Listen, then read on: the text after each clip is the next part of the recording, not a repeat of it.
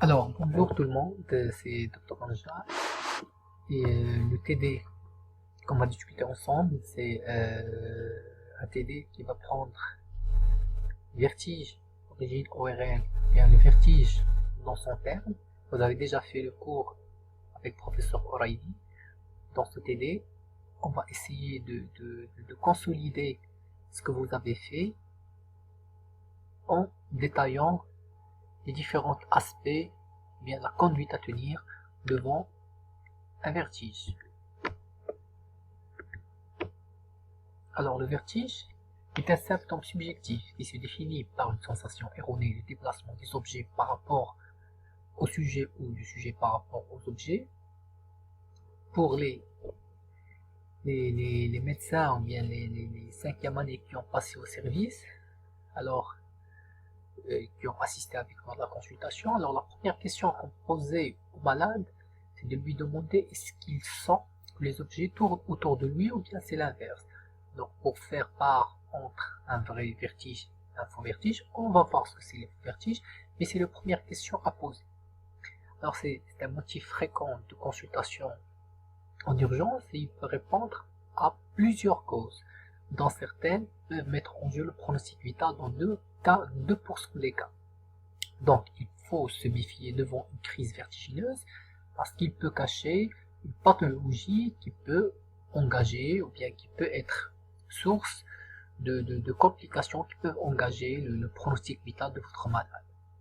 Alors, qu'est-ce qu'on demande de vous, ou bien quels sont les objectifs à reconnaître, ou bien les objectifs à acquérir dans ce cours? C'est la possibilité de reconnaître les vrais des faux vertiges et de reconnaître les pathologies responsables de vertige en mettant en jeu le pronostic vital, donc savoir les éliminer, établir un diagnostic de cause en mettant en œuvre un traitement approprié pour chaque pathologie. Vermoyer est un scientifique, un anatomiste français. Alors, il s'intéressait aux vestibules des animaux et après plusieurs expériences, il a déduit, bien, il a écrit dans ses écritures, il a dit, si vous n'avez pas fait le diagnostic d'un vertige à l'interrogatoire, vous ne le ferez jamais. Alors, il a raison, dans presque la majorité des cas, dans 70% des cas, le diagnostic ou bien la pathologie responsable du vertige est faite à l'interrogatoire et à l'examen clinique dans 70% à 60% des cas. Donc, l'intérêt d'un bon diagnostic clinique, d'un interrogatoire minutieux, vous permet dans la majorité des cas de s'orienter vers une pathologie que vous allez par la suite traiter. L'appareil vestibulaire de chaque oreille, il comprend, quand on parle de l'appareil vestibulaire, alors il comprend le labyrinthe postérieur, le nerf vestibulaire, les noyaux vestibulaires et leurs connexions. Alors le labyrinthe postérieur, c'est cette partie, c'est la partie postérieure de l'oreille interne.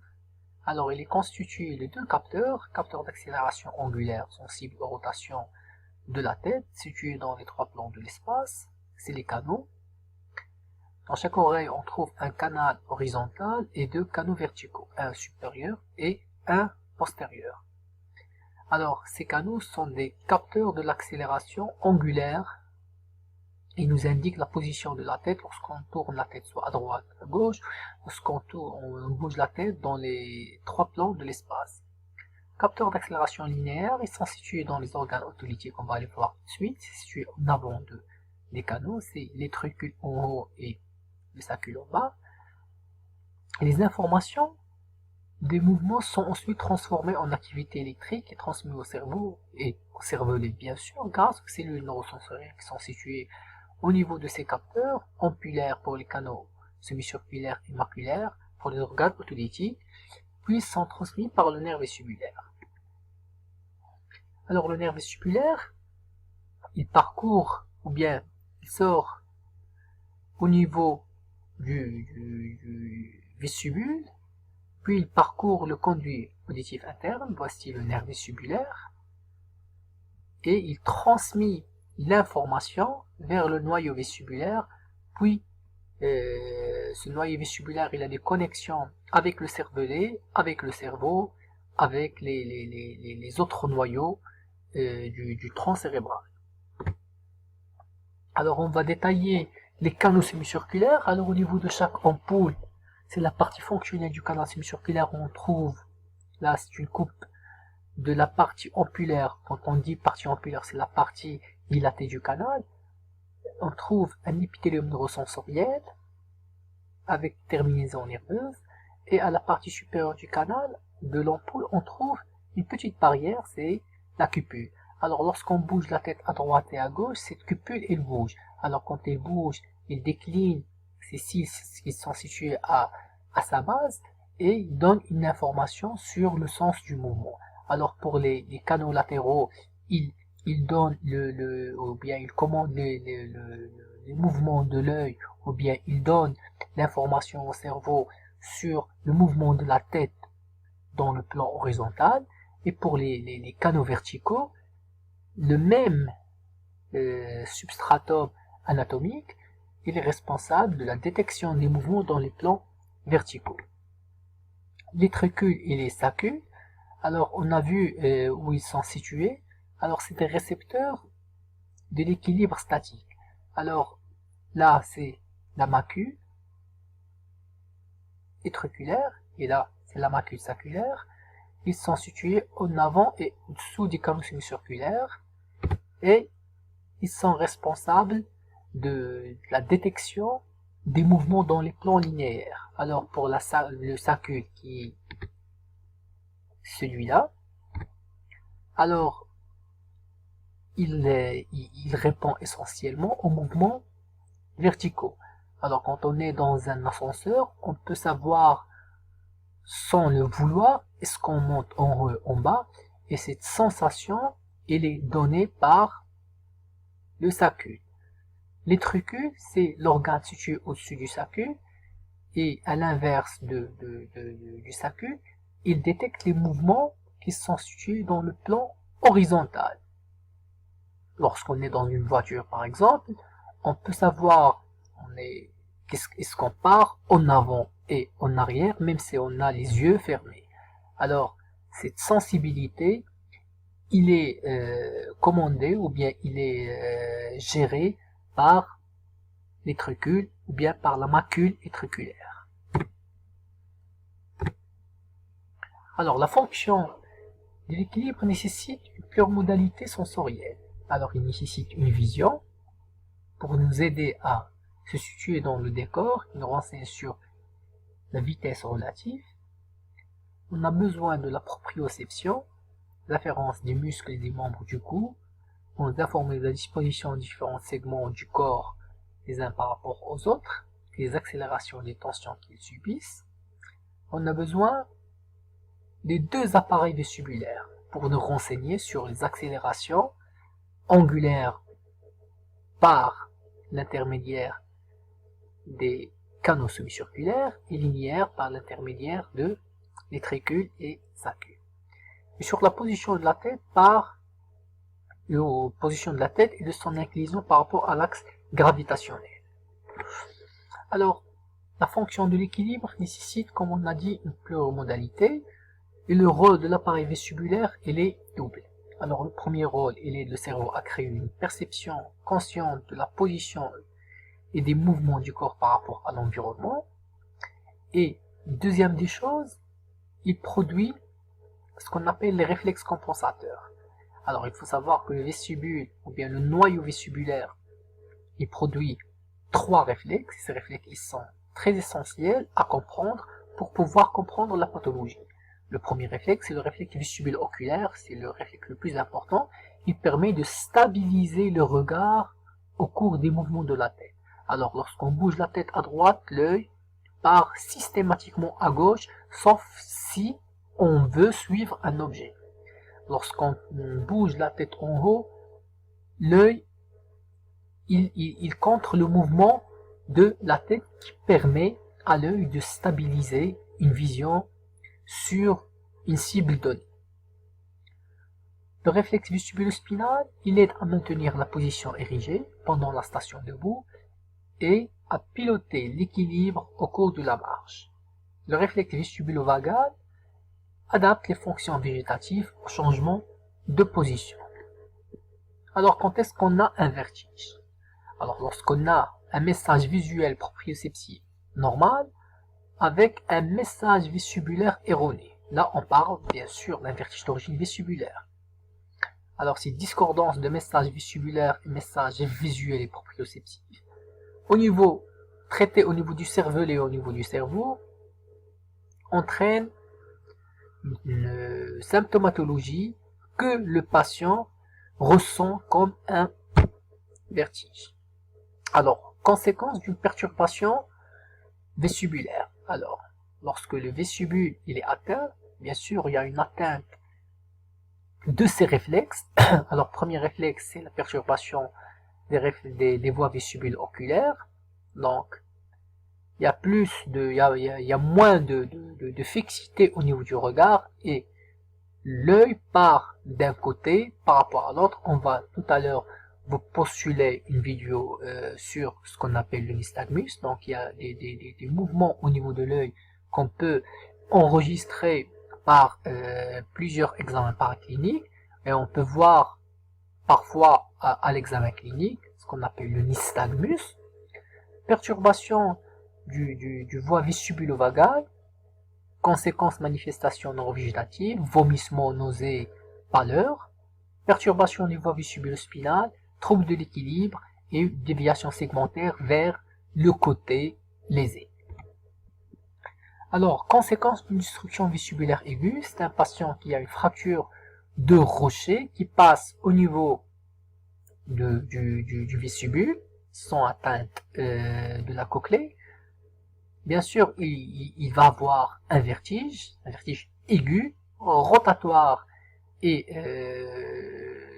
non-stop, une déviation posturale vers le côté lésé, comme vous voyez ici, il a une inclinaison vers le côté gauche, un nystagmus qui bat vers le côté sain, des signes neurovégétatifs, nausées, vomissements, une inclinaison de la verticale subjective. Donc, lorsqu'on lui montre, ou bien lorsqu'on lui demande de mettre une verticale, bien une ligne sur le plan vertical, la ligne, il la met toujours d'une inclinaison par rapport à l'inclinaison qu'il a au niveau de son vestibule. Alors, tout d'abord, devant un patient vertigineux, qu'est-ce qu'il faut faire? Alors, il faut tout d'abord éliminer les faux vertiges. Alors, les faux vertiges, il y a malaise, sensation d'instabilité, dérobement des jambes, flot visuel, voie noire devant les yeux. Donc, tout ce qui ne va pas avec ce qu'on a dit comme définition. Alors, les causes de ces symptômes peuvent être cardiovasculaires, une hypotension orthostatique, poussée d'HTA. Donc, à chaque fois qu'on veut parler avec le malade sur ses antécédents, mesurer sa tension artérielle. Alors, neurologique, crise d'épilepsie ou bien prise médicamenteuse, antidépresseurs neuroleptiques diurétiques, hypoglycémie ou bien des troubles psychologiques avec aspect de pseudo-vertige ou bien des crises de simulation, crise d'hystérie.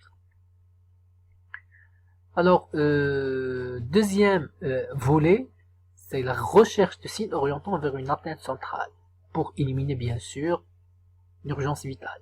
Alors, l'urgence vitale, il y est. Pensez devant un patient présentant des facteurs de risque cardiovasculaire. À chaque fois qu'on a un vrai vertige, un vertige rotatoire avec un patient qui présente facteurs de risque cardiovasculaire, HTA, diabète, tabac, antécédent d'AVC, symptômes doivent être recherchés en priorité devant ce contexte. Donc, vertige plus ses antécédents plus des céphalées postérieures, les douleurs au niveau de la nuque, des nucalgies, des signes neurologiques, un OK, une dysphonie, une dysphagie, une diplopie. Alors, lorsqu'on dit OK, dysphonie, c'est l'atteinte des paires crâniennes, une surdité, donc une atteinte de la cochlée associée à une atteinte vestibulaire, une atteinte bilatérale, un nystagmus multidirectionnel et augmentant par la fixation. Lorsqu'on lui dit de fixer un objet, le nystagmus ne disparaît pas. Le moindre de ces signes sur un tel terrain exige la pratique en urgence l'atteinte vasculaire de la fosse cérébrale postérieure, bulbe et cervelée. Et une IRM de la fosse cérébrale postérieure avec angio IRM doit être faite en urgence et le patient doit être transféré en milieu de réanimation. Alors à l'examen clinique, alors après avoir éliminé les faux vertiges, après avoir éliminé un vertige d'origine centrale, alors il faut entamer votre examen clinique. Alors l'examen clinique, comme vous le savez, c'est l'interrogatoire, c'est les antécédents personnels, vertige, pathologie ORL, facteurs de risque, antécédents familiaux, l'heure des débuts, les facteurs déclenchants très importants, la durée, donc c'est des indices qui peuvent vous orienter vers la pathologie causale. Donc l'heure de début, les facteurs déclenchants, mouvement de traumatisme médicamenteuse, bien épisode infectieux, la durée, vertige rotatoire ou non, anti-horaire, horaire, et signes associés. Auditif, acouphène, hypoacousie, autoréplénitude de l'oreille, neurologique, céphalie, déficit neurologique, neuromutatif, nausée, vomissement. Alors, examen vestibulaire. Alors, il faut savoir examiner le vestibule. Alors, à la recherche d'un nystagmus. Premier truc à rechercher au niveau de l'examen vestibulaire, c'est la recherche de votre nystagmus. Alors, le nystagmus est un mouvement conjugué des deux globes, d'une secousse lente et d'une secousse rapide de rappel en position initiale. Alors, la recherche d'un nystagmus s'effectue visuellement, au mieux sous une lunette de Frenzel ou vidéonystagmoscopie, de façon à éviter une fixation oculaire qui inhibe le nystagmus d'origine vestibulaire. Cette recherche s'effectue dans le regard, donc on demande au patient de voir devant, puis dans les regards latéraux, vers le haut et vers le bas. Alors le nystagmus, là, ses caractéristiques, on cherche le sens de nystagmus, le sens de la secousse rapide, sa forme, comment il est, horizontale, verticale, rotatoire, son intensité. Donc il faut savoir que lorsqu'on a un nystagmus vertical, dans 80% des cas ou bien plus, c'est un nystagmus d'origine centrale. Donc il faut savoir et avoir dans la tête que la recherche et l'étude du nystagmus nous permet de s'orienter et nous permet d'avoir une idée sur la pathologie vestibulaire qui cause ce nystagmus. Alors il faut aussi rechercher la fréquence de secousse rapide par rapport à 30 secondes, son influence par rapport à la fixation oculaire, est-ce qu'il disparaît ou bien est-ce qu'il s'accentue à la fixation oculaire. S'il disparaît à la fixation oculaire, c'est probablement d'origine périphérique, l'inverse d'origine centrale. Et après avoir recherché un nystagmus spontané, il faut, si on le trouve, c'est bien, si on ne le trouve pas, il faut le provoquer. Alors, comment on provoque un nystagmus? De 1, par le head-checking test, par un secouage rapide de la tête pendant 20 secondes avec une fréquence ou bien avec une fréquence de 2 Hz. Et après, on demande au patient d'ouvrir les yeux et de fixer un objet. On voit s'il y a un nystagmus qui apparaît. Deuxième test, c'est le test d'Al-Maghi. Le patient est assis, tête droite, fixant une cible. L'examinateur exige une rotation passive et rapide de la tête de la malade d'un côté. La manœuvre elle est répétée de manière identique d'un côté à l'autre. Une rotation dans le plan du canal permet de tester le canal de le sens de la rotation. Chez le sujet normal, l'œil reste fixe sur la cible. Donc lorsqu'on tourne la tête à droite et à gauche, on demande au patient de fixer une cible, l'œil ne doit pas quitter la cible. S'il quitte la cible ou bien s'il quitte la cible, il revient après, ça témoigne d'un déficit vestibulaire, soit à droite, soit à gauche. Signe de fissure, alors il déclenche un nystagmus à la modification de la pression conduite auditive par appui sur le tragus. Donc on appuie par un gant, par notre pouce au niveau du tragus pour fermer le conduit auditif et on voit ici qu'il y a un nystagmus qui apparaît. Alors ça témoigne essentiellement soit une fissure labyrinthique, soit une maladie mineure ou bien un déficit au niveau du toit du canal semi-circulaire supérieur. Manœuvre de Dixie-Halpic. Alors, patient, il teste essentiellement le canal semi-circulaire postérieur. Donc, on va l'expliquer par la suite. On met le patient sur son décubitus latéral avec la tête en hyperextension, rotation à 45 degrés vers le haut, et on examine les mouvements de l'œil à la recherche d'un nystagmus. S'il y a un nystagmus qui apparaît d'un côté, c'est en rapport essentiellement avec une canalolithiase du canal homolatéral testé. Alors, l'examen vestibulaire se continue par l'examen de l'équilibre postural qui explore l'arc réflexe vestibulo-spinal, par le test de Romberg, patient debout, talons joints, yeux fermés, et on voit est-ce qu'il dévie vers le côté atteint. Deuxième test, c'est la marche aveugle. Alors on demande au patient de faire 3 pas en avant, 3 pas en arrière, les yeux fermés, 3 fois de suite. Et on voit s'il dévie vers le labyrinthe atteint, ou bien s'il décide une étoile. Alors, troisième test, c'est le test des index.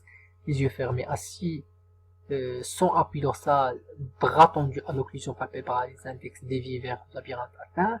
Et le quatrième test, le test du piétinement aveugle de Furuda. Le patient piétine sur place, les yeux fermés en levant le genou à 30 degrés pendant 50 pas. Montage supérieur à 30 degrés oriente vers le déficit vestibulaire. Alors, comme vous voyez à chaque fois, dans le test de Romberg, on demande au patient de rester debout et de mettre les talons joints et de fermer les yeux. Donc, on élimine la fixation oculaire. Dans la marche aveugle et dans le piétinement, on demande au patient de fermer les yeux et à chaque fois de soulever un pied pour diminuer l'effet de la proprioception. Donc, on divise la proprioception par 2. Donc, on essaie au maximum de tester le vestibule. Alors, dans le test des index, on demande au patient de se mettre sur sur un divan et de laisser ses pieds libres sans appui au niveau du sol, et en même temps de tendre ses mains et de fermer les yeux pour diminuer la fixation oculaire et éliminer la proprioception. Donc à chaque fois, on essaie au maximum de tester le vestibule et de savoir quel vestibule qui est atteint. Il ne faut pas oublier de faire un examen neurologique, étude de la marche, voir sa marche, comment il est, examen des paires crâniennes, examiner le 1, le 2, le 3, le 4, toutes les paires crâniennes, rechercher le trouble de motricité et de la sensibilité, rechercher un syndrome cérébelleux, rechercher une dysymétrie, un élargiment de polygone de sustentation, ou bien une dysarthrie. Et bien sûr, il ne faut pas oublier un examen otoscopique à la recherche d'une pathologie de l'oreille moyenne, une éruption cutanée qui peut orienter vers une zona auriculaire. Éruption plus douleur, il ne faut pas l'oublier.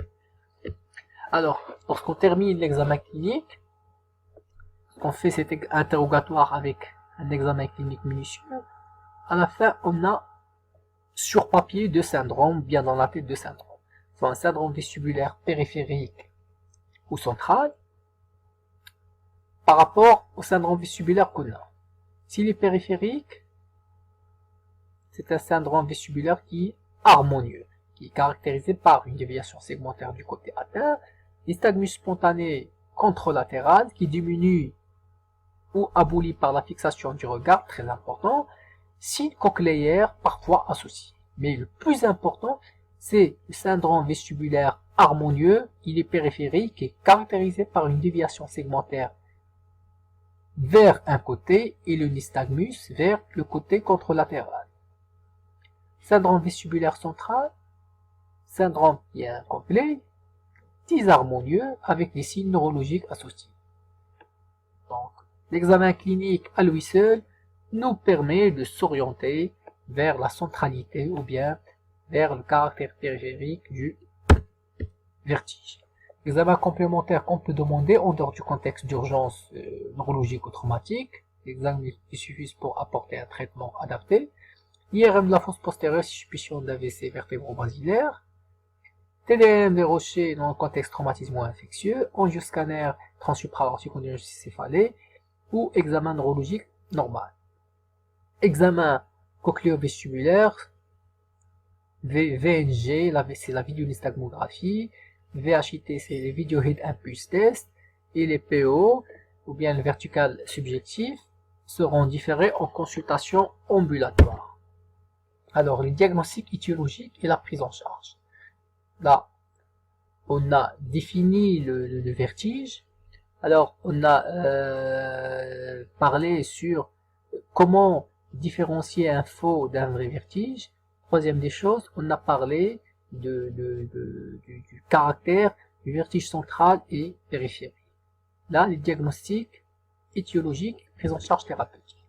Alors, le premier, même si pas fréquent, mais c'est la pathologie qu'on voit, c'est la plus handicapante essentiellement dans notre contexte ORL, c'est la névrite vestibulaire, et qui est la plus didactique à expliquer.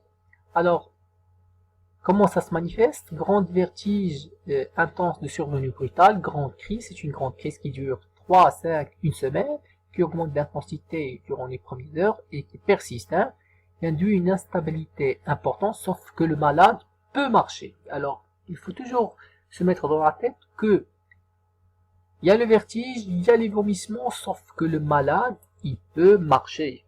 Il peut se tenir debout, il peut marcher en s'appuyant sur les murs.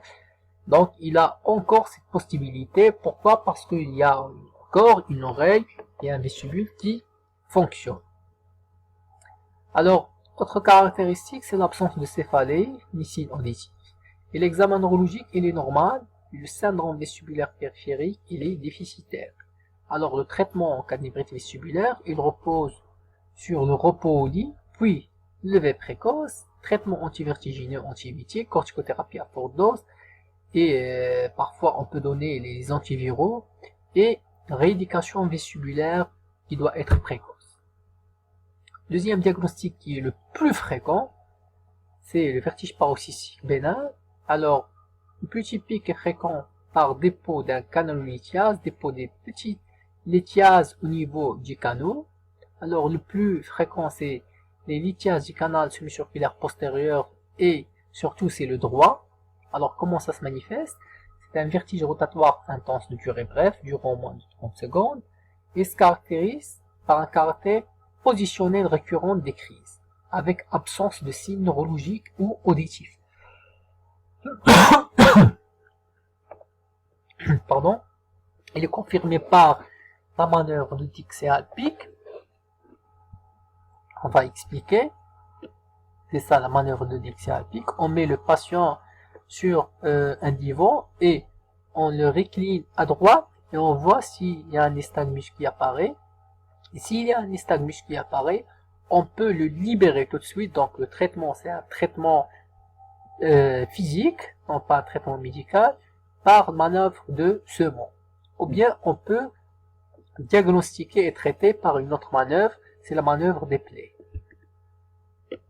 Alors, maladie de Ménière, troisième pathologie, une affection de l'oreille interne dans le substratum anatomique d'un hydrops labyrinthique, vertige intense de durée longue, alors il dure quelques heures, moins de 24 heures, plus souvent moins de 24 heures, il faut le savoir, qui la différencie de la névrite vestibulaire, et si ce qui la différencie de la névrite vestibulaire, c'est les signes auditifs qui sont indispensables au diagnostic. Donc, surdité, acouphène et sensation de plénitude de l'oreille, qui localise l'oreille atteinte. Alors, il faut savoir qu'il n'y a pas de signe neurologique, et le traitement, soit repos au lit, pardon, en obscurité, antivertigineux, antiémétique, et substances osmotiques sédatives. Alors, on donne des substances qui diminuent la pression au niveau de l'oreille interne pour diminuer la récurrence des crises. Et parfois, on est amené, si les crises se répètent, une crise par mois, ou bien deux crises par mois pendant 6 mois, ou bien c'est des crises qui sont handicapantes, à faire ce qu'on appelle une labyrinthectomie chimique en injectant du gentamicine à l'intérieur de l'oreille pour essayer de détruire le vestibule qui est à chaque fois responsable d'un vertige qui est très handicapant. Autrement, on opérait, mais le traitement chimique, il a détrôné la chirurgie. Alors, les causes infectieuses, c'est la labyrinthite, c'est l'inflammation de l'oreille ou bien c'est l'infection de l'oreille interne. Alors, soit par une atteinte infectieuse inflammatoire, par contiguïté du vestibule. Alors, les manifestations, c'est équivaut au névrite vestibulaire, sauf qu'il est associé avec les signes cochléaires. Et parfois, on trouve un signe de fissure qui est positif, surtout c'est la cause infectieuse et en rapport avec une otite moyenne aiguë ou bien une otite moyenne chronique. Alors, TDM, il faut la réaliser en urgence, il faut hospitaliser le malade, il faut traiter par des antibiotiques conjugés et par une corticothérapie. Le vertige d'origine traumatique, alors il est secondaire à des fractures de rocher, traumatisme direct, par coton-tige. Alors le vertige, c'est un vertige rotatoire qui cède après compensation du vestibule contralatéral.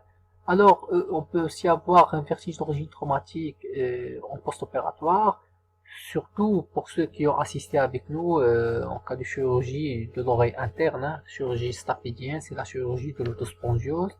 Et parfois dans la chirurgie des otites moyennes chroniques, des cholestéatomateuses, où on peut avoir une labyrinthite après 24 heures, une infection ou bien une inflammation de l'oreille interne. Le vertige de l'enfant, ça reste très rare, oriente essentiellement vers le tumeur de la fosse cérébrale postérieure, ou bien une cause vasculaire, ou bien une malformation congénitale de l'oreille interne. Alors le vertige central, alors il faut y penser devant un syndrome vestibulaire, comme on a dit, disharmonieux. Lorsqu'on a une atteinte vasculaire de la fosse cérébrale postérieure qui peut engager le pronostic vital, tumeur des fosses cérébrales postérieures, sclérose en plaques, maladie dégénérative, donc il faut réaliser une IRM pour visualiser les lésions suspectes. Alors, au total, devant un vertige, importance de l'interrogatoire et l'examen clinique, et savoir faire un examen ORL complet, un examen neurologique, pour déterminer ce qui est un vertige d'origine ORL, d'origine périphérique ou bien d'origine centrale, afin de traiter le malade et de l'orienter dans la structure qui va le prendre en charge. Alors notre cours se termine ici, et là c'est une capsule vidéo qui explique le cours, et on va par la suite, je vais par la suite vous postuler des cas cliniques qu'on va discuter ensemble. À très bientôt.